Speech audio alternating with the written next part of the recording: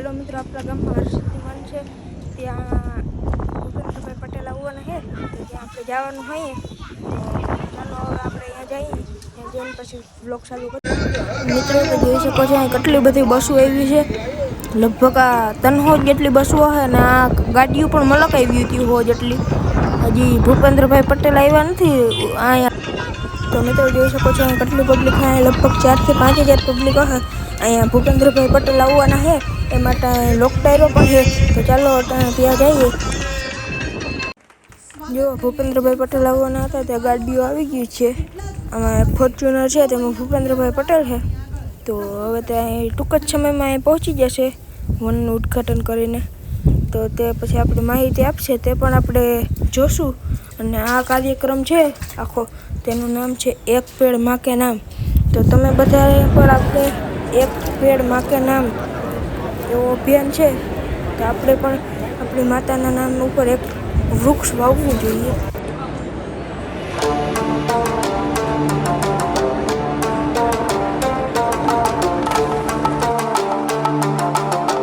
તો મિત્રો જો આ ગાડી છે તેમાં ભૂપેન્દ્રભાઈ પટેલ છે. આગળ તે ઉતરશે અને પછી તેનું સ્વાગત કરશે. પછી તે વનનું ઉદ્ઘાટન કરશે અને પછી તે અહીંયા આવશે વનને જોઈને. I never see the lights out. They get me overdrive. Fancy on a fast car. This is how you make me. Bhupendrabhai Patel છે તે આવી ગયા છે. હવે તે વનનું ઉદ્ઘાટન કરશે અને પછી અહીંયા આવશે.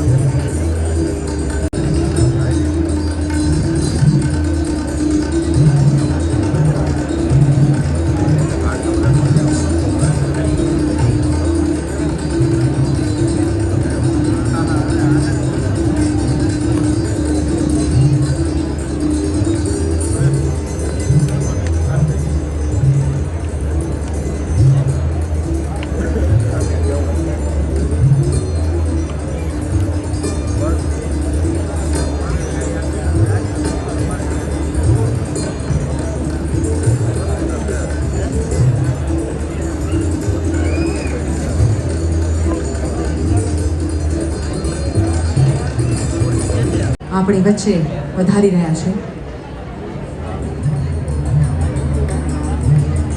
તેઓના ભાવભર્યા ઓગરણા લઈ રહ્યા છે.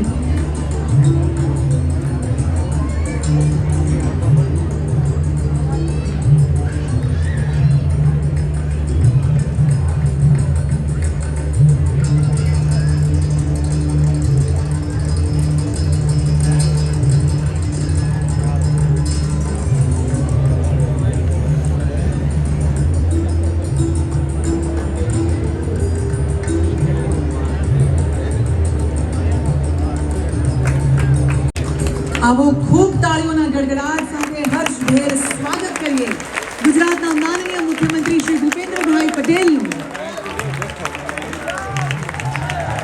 સાથે ખૂબ ખૂબ સ્વાગત છે માનનીય મંત્રી શ્રી કુંવરજીભાઈ બાવળિયા, જળસંપત્તિ અને પાણી પુરવઠા અને નાગરિક પુરવઠા અને ગ્રાહક સુરક્ષાને લગતી બાબત, માનનીય મંત્રી શ્રી મુળુભાઈ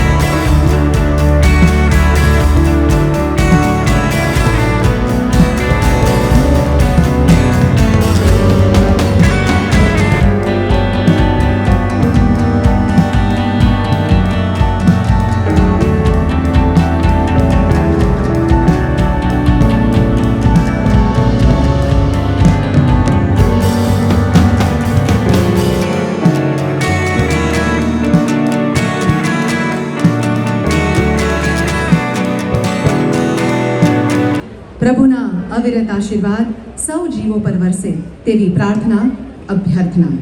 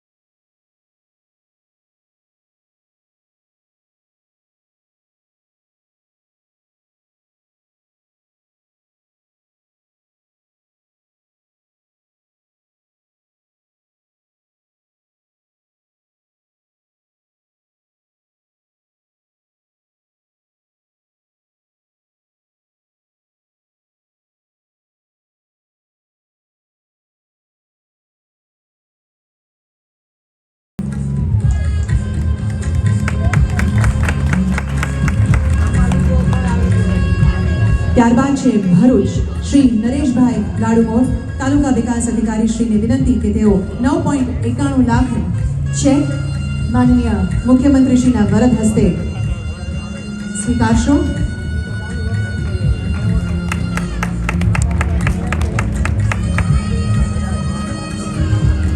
ત્યારબાદ છે શ્રી રણછોડભાઈ પતાભાઈ વસાવા, ગ્રામ પંચાયત હેઠળ સંચપત શ્રી વેલુ ગામ, તેઓને 6.19 લાખ ગ્રામ પંચાયતના વિકાસ કામો માટે ફાળવવામાં આવી રહી છે. માનનીય મંત્રીશ્રી, માનનીય મુખ્યમંત્રીશ્રી. હવે છે મહેસાણા હલોટ ગ્રામ પંચાયત, તેઓને 5.74 લાખનો ચેક ગામમાં ગ્રામ વન બિન પિયત મોડેલ હેઠળ વાવેતર કરવામાં આવ્યું છે.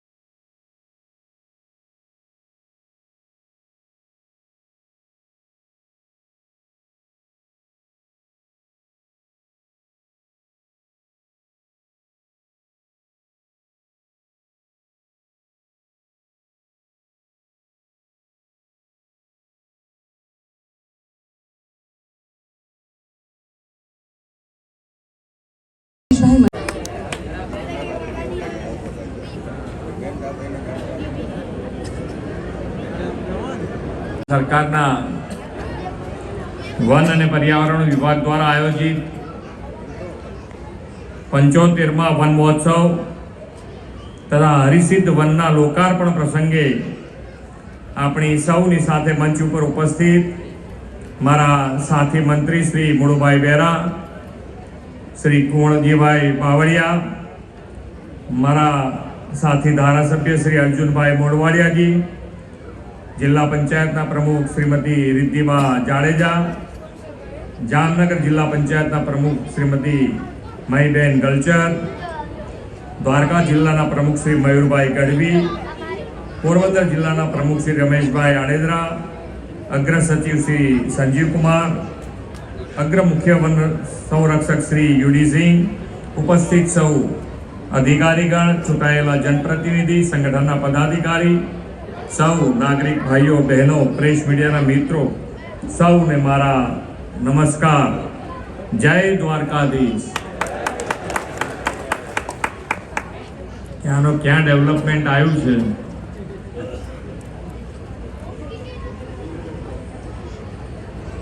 અહીંયા કોઈને મગજમાં આવે છે કે આટલું સરસ સુંદર વન અહીંયા ઊભું થાય એવું લાગે? કોઈ કલ્પના કોઈએ કરી હતી મગજમાં? માન્ય નરેન્દ્રભાઈ, આ વન મહોત્સવ અને વન મહોત્સવ દરેક જિલ્લામાં થાય અને આ 23મું છે, આ 23મું વન છે. આ 23મું વન અને કયા સ્થળે ક્યાં છે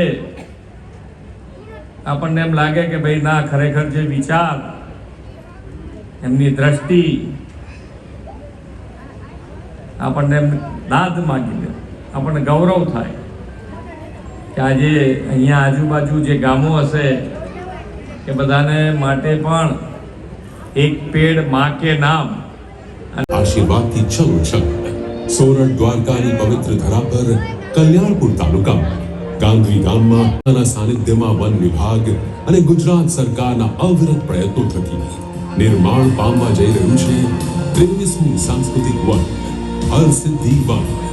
પર્યાવરણની જાળવણીના આગ્રહી અને પ્રકૃતિ સંસ્કૃતિના સમન્વય સમા સાંસ્કૃતિક વનના ઉત્તમ દિશાની નીવ મૂકનાર ગુજરાતના તત્કાલીન મુખ્યમંત્રી અને હાલ દેશના યશસ્વી વડાપ્રધાન માનનીય શ્રી નરેન્દ્રભાઈ મોદીની પ્રેરણાથી વન મહોત્સવના 75મા અમૃત વન મહોત્સવની ઉજવણીના અવસરે ગુજરાતના મુખ્યમંત્રી માનનીય શ્રી ભૂપેન્દ્રભાઈ પટેલની આગેવાનીમાં વન વિભાગના કેબિનેટ મિનિસ્ટર માનનીય શ્રી મુળુભાઈ બેરા અને રાજ્ય કક્ષાના મંત્રી માનનીય શ્રી સમગ્ર ગુજરાતમાં અનેક સાંસ્કૃતિક અને ધાર્મિક સ્થળો પર સાંસ્કૃતિક વનોની સ્થાપના કરવામાં આવી છે અને આજે પરમ કૃપાળુ